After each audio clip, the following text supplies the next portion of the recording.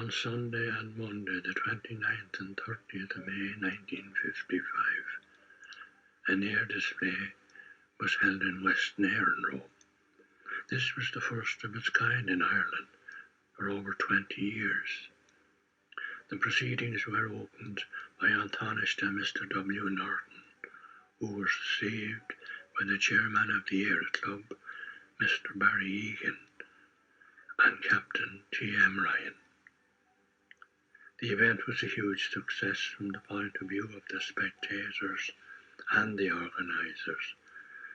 And to start the flying programme, one of the fleet of Vickers Viscounts from Aer Lingus thrilled the spectators with an amazing display of low flying.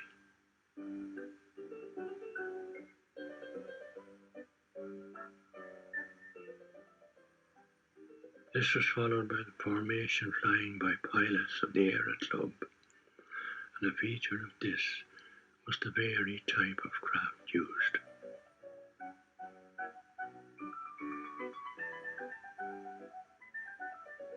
One of the highlights of the day was a spin by Miss Rosemary Kennedy in a tiger moth.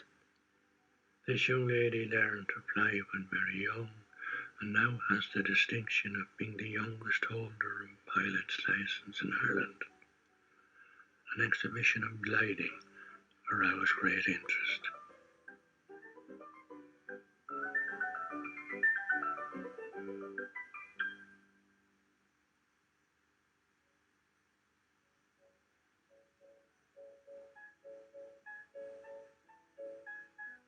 Here we find all heads turned skyward, looking for a parachutist who landed safely.